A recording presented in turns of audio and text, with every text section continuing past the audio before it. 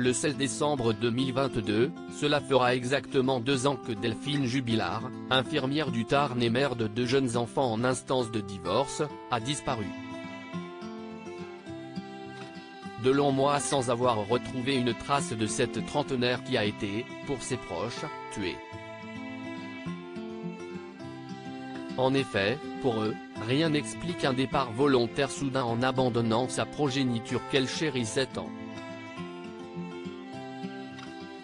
Son mari Cédric Jubilard est le principal suspect et se trouve en détention provisoire depuis juin 2021. S'il clame son innocence par la voix de ses avocats, un nouvel élément vient l'accabler, alors qu'il va participer à une reconstitution de la dernière nuit de sa femme. La radio locale 100% a dévoilé des informations exclusives d'après des documents confidentiels qu'elle a pu consulter. Les gendarmes de la section de recherche de Toulouse ont analysé le podomètre du présumé coupable.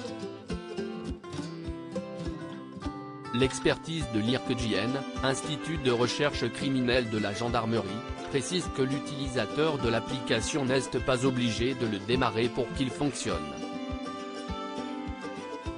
Elle n'a enregistré que 46 pas entre 3h53 et 4h. 255 pas pour la tranche 4h, soit de petits déplacements puisqu'aller aux toilettes équivaut en moyenne à une quarantaine de pas.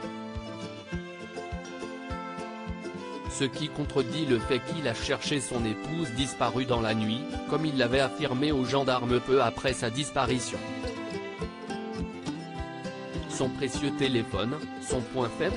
S'il n'était pas obligé d'avoir son téléphone sur lui, rappelons qu'il ne l'a éteint que 2 fois durant l'année 2020, il a toujours beaucoup utilisé son appareil au quotidien.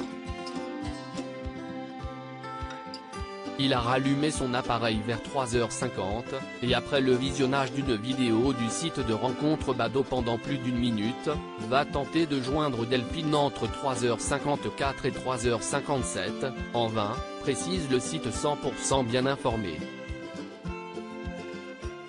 Puis, il échange de nombreux messages avec une amie de Delphine et après avoir appelé les gendarmes vers 4h du matin, il va passer des appels frénétiques vers le numéro de la mère de ses enfants, 150 appels jusqu'à 8h12, précise 100%. De quoi appuyer le fait que le peintre plaquiste n'a pas dû se séparer de son smartphone et que donc, le podomètre a pu bien calculer le nombre effectif de pas qu'il a fait. Un élément qui s'ajoute au fait que lors d'une disparition temporaire de Delphine en août 2020, parti regarder les étoiles et communiquer avec son amant dans la nuit, Cédric Jubilard n'avait pas appelé les gendarmes. Alors que les autorités qui ont remarqué que le principal suspect est allé chez sa mère dès le 16 décembre comme si sa femme ne devait plus revenir et les a contactés pour savoir qui va payer les factures mais jamais pour savoir si son épouse a été retrouvée.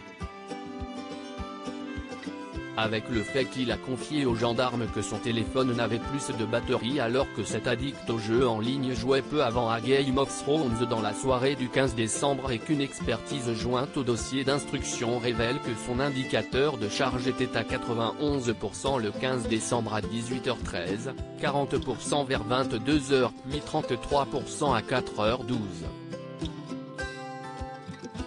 Autant d'éléments qui témoignent du fait que l'artisan controversé aurait très bien pu avoir gardé son téléphone avec lui durant la nuit fatale.